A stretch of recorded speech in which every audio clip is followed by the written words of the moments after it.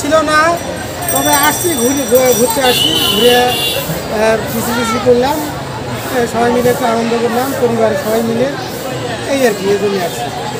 তবে মূলত কোনো নিয়ত করে আসি না, আল্লাহ আশা পূরণ করছে তার জন্যে আল্লাহর কাছে এখানেও মানত করছি, আল্লাহর কাছেও মানত ছিল। হ্যাঁ অবশ্যই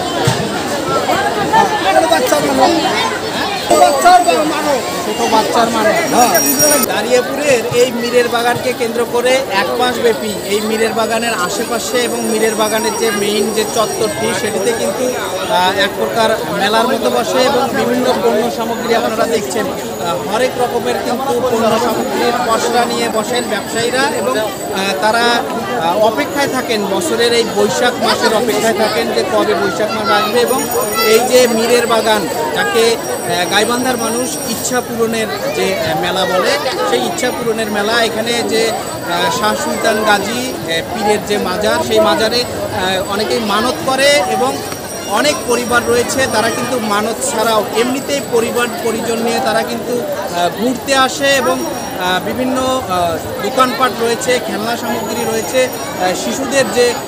শিশুদের অনেক খেলনা সামগ্রী সহ প্রসাধনী, এমনকি বিভিন্ন আইটেমের যে কেনাকাটা, সেই কেনাকাটা করতেও কিন্তু অনেকেই যেমন পরিবার নিয়ে ঘুরতে আসেন, তেমনি এখানে অনেকেই আসেন কেনাকাটাও করতে। 25 টাকা দেবো, 30 টাকা, 30 টাকা, ও 30 টাকা দেবো।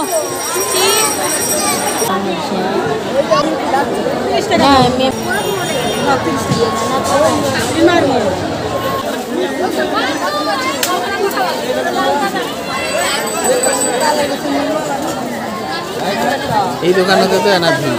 কত করি কেজি? কোনো কি এর আগে কোনো বিশৃঙ্খলা বা কোনো ধরনের অপ্রীতিকর? কোনো বিশৃঙ্খলা হয় নাই, ইনশাল্লাহ হবেও না, ইনশাল্লাহ আশা করি। থানা প্রশাসন বলতে আসি ঘুরি যায়। আপনারা কতজন আছেন এখানে? আমরা আছি 8 জন। হ্যাঁ 8 জন গ্রাম পুলিশ। 8 জনেই এখানে কি? হ্যাঁ আমরা 4 জন করে আসি। 4 জন, আজ 4 জন, কালকে 4 জন, এভাবে আসি প্রত্যেক গ্রাম। একদিন পর পর করে 4 জনের গ্রাম পুলিশ আমরা আসি। চাচা কই থেকে আসছেন? গোবিন্দগঞ্জ। গোবিন্দগঞ্জের মানুষ। পুরো 1 মাস ব্যাপী আছেন নাকি? হ্যাঁ পুরো 1 মাস। হ্যাঁ পুরো 1 মাস। ব্যবসা কেমন চলছে? চলছে মোটামুটি। হ্যাঁ মোটামুটি চলছে।